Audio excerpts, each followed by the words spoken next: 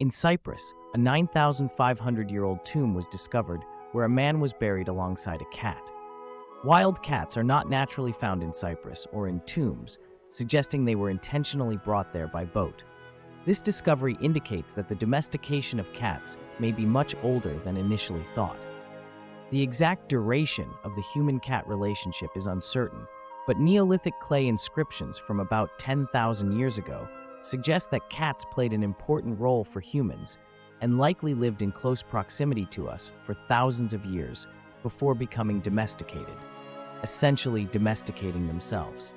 Cats are impressive animals. They can run at speeds of up to 48 kilometers per hour, faster than the legal limit in some places. They can leap over 2.5 meters in height and possess phenomenal agility. Despite being small, cats have more bones than humans. Their kidneys are so efficient that they can drink salty seawater without issues. However, they cannot taste sweetness, which prevents them from fully enjoying desserts, like cheesecake. On the other hand, they can purr, which may have a therapeutic effect, encouraging bone and tissue regeneration not only in cats, but also in humans. Studies suggest that a cat's purr could benefit patients with osteoporosis. Nevertheless, the reason for purring remains somewhat of a mystery, though it is likely a form of communication indicating the cat's emotional state. The reason cats wanted to stay around humans, and we let them, is that with the advent of agriculture, human communities had large grain and provision stores that attracted mice and rats, which in turn attracted cats. Seeing that cats could be quite useful, people became increasingly welcoming to them. But what was the cat before it became a cat? I mean, before it was domesticated? Well, before it was domestic, the domestic cat was wild. It was an animal called the wild cat, which still exists today and looks and behaves very similarly to the domestic cat, except it's wild. One of the few genetic differences is that domestic cats have evolved to have different colors and patterns on their fur, whereas wild cats have more traditional stripes and colors similar to larger cat species. Besides these, they are nearly identical, which means that the domestication of the cat hasn't changed it much, especially compared to other domestic species like chickens, pigs, cows, goats, or especially dogs. Although there are different breeds, most cats are quite similar. Unlike dogs, which vary greatly in size and traits, the differences between dog breeds emerged because humans trained and selected them for specific tasks, like hunting, digging, or guarding. Cats, on the other hand, already had a task they fulfilled. They killed mice and were friendly. Plus, they probably couldn't be trained anyway. Regardless, today's domestic cat remains largely unchanged and retains many of the behaviors and instincts it had when it was wild. The wild cat, being a fierce predator but also vulnerable prey, developed various habits that explain things like why it prowls around your house, its practicing hunting instincts, or why it dashes around like crazy at 3 a.m. As a nocturnal predator, it conserves energy during the day and hunts at night, or why it likes to squeeze into boxes and tight spaces. It's a small, vulnerable animal that feels protected from predators, or why it climbs high up. It gets a good view of its territory, or why it sleeps on you or follows you to the bathroom. It feels secure in your presence as you protect it and are a larger animal. For the same reason, they use the litter box conveniently. Cats have an instinct to bury their business, so larger animals won't think the cat was marking territory. But these behaviors have made the cat, in many ways, the ideal companion animal. It cleans itself, squeezes into funny places, and, of course, plays around. Playing in cats isn't just about fun. It plays an essential role in their development. Initially, it was believed that cats played to practice hunting techniques, and while this is certainly one reason, it's clear it's not the only one. Otherwise, mature cats who already know how to hunt wouldn't play anymore. However, cats of any age, including wild ones, play throughout their lives to some extent, even into old age, demonstrating that cat play serves many other purposes. For example, it helps kittens develop coordination between their eyes and paws, provides physical and mental exercise, teaches them about their bodies and what they can or cannot do, educates them about how the surrounding world works and the effects they can have on it, reduces stress, which is a serious issue in cats, boosts self-confidence, especially in shy cats. And by playing together, cats strengthen their social relationships not only with other cats, but especially with humans. Until recently, the theory was that cats were domesticated in Africa about 4,000 years ago. However, today we know that cats were actually domesticated twice, both in Africa and in Asia, and all modern cats are descendants of these two lineages.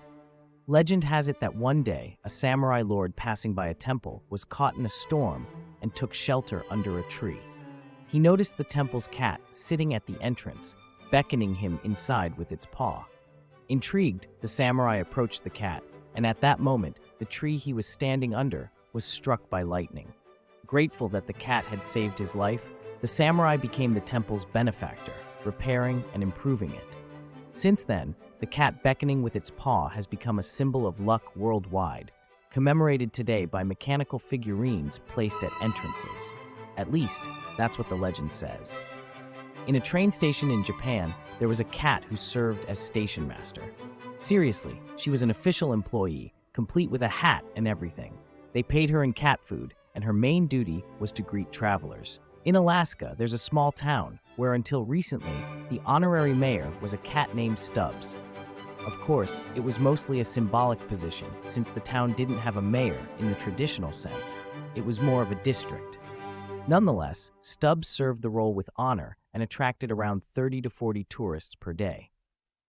In the United Kingdom, since the 1500s, the Prime Minister's cabinet has included a cat holding an official position in the government called Chief Mouser to the Cabinet Office of the United Kingdom of Great Britain and Northern Ireland.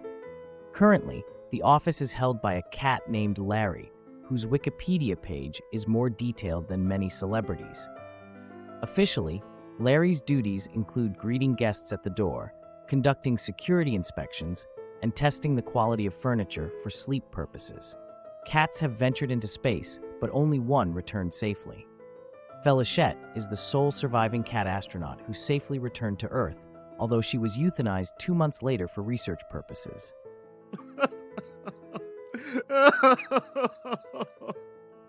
At least she made history. She's famous. When mourning the loss of their furry companions, Egyptians shaved their eyebrows and continued mourning until they grew back. Egyptians deified cats literally, considering them magical creatures that brought good luck and played an essential role in their culture, traditions, and mythology. Wealthy Egyptians treated their cats like royalty, adorning them not only with food, but also with jewelry fit for royalty today. Cats were so important in Egypt that during certain periods, killing a cat could result in the death penalty. Egyptians had special cemeteries for cats, from which thousands of mummified cats have been recovered, along with numerous statues highlighting how significant cats were even in Egypt's economy. There was an entire industry based on mummifying cats. The first time cats were associated with the apocalypse. You may have heard that in the 13th century, Pope Gregory IX proclaimed a decree stating that black cats were used in satanic rituals in Germany. He claimed that in these rituals, the devil appeared in the form of a black cat walking backwards, and his servants lined up to kiss the cat on its hindquarters. Couldn't the Pope have found something else to do at the time?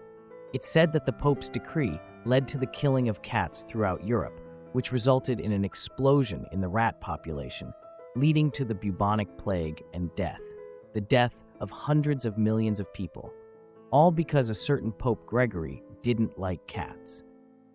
This story is more of a legend.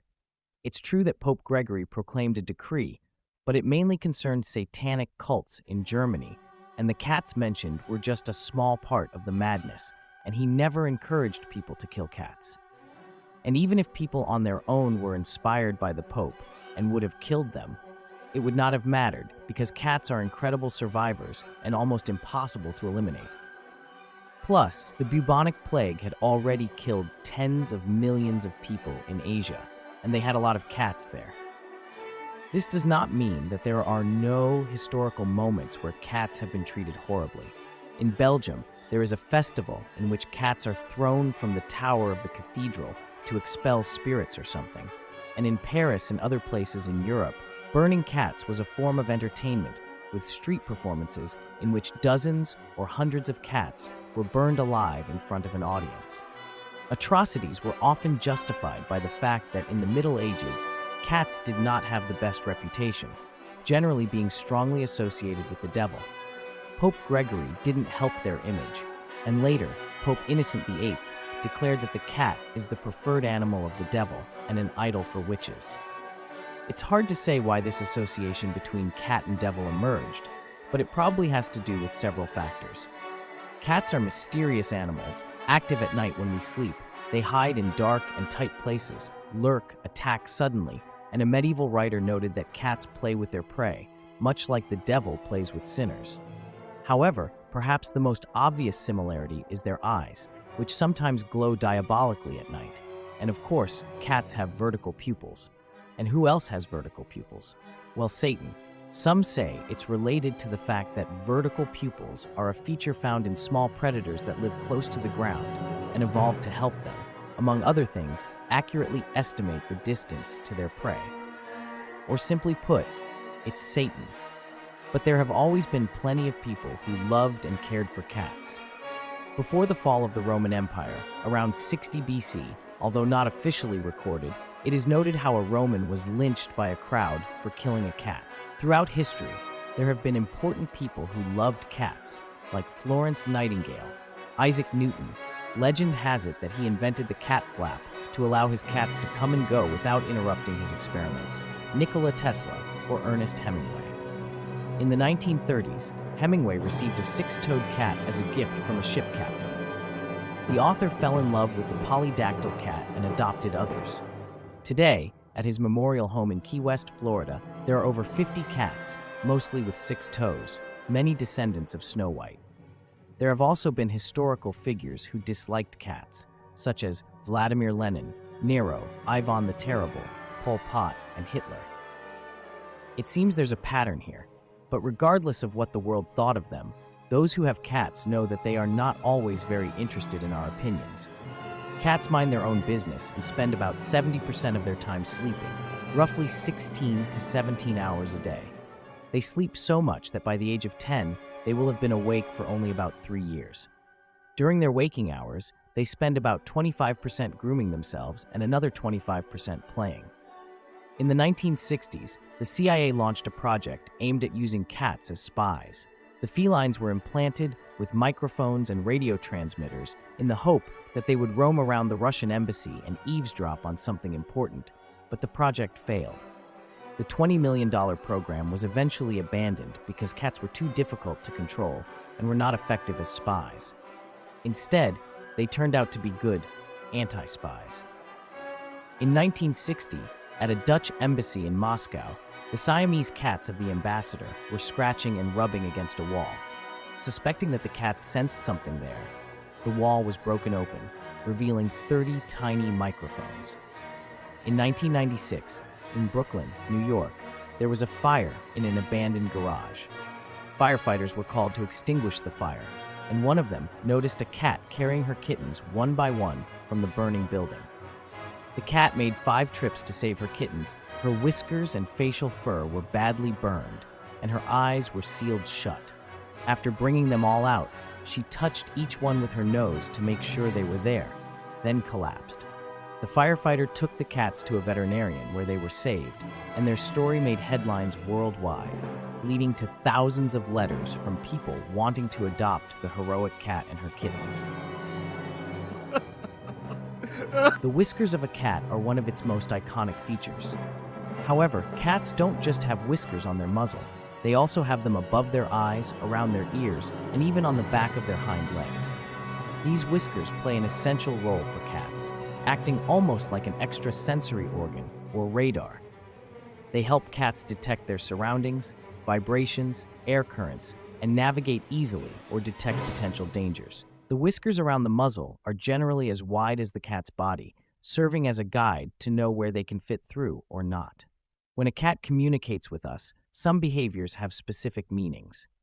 For instance, when a cat shows you its belly and stretches out, it's a way of saying hello.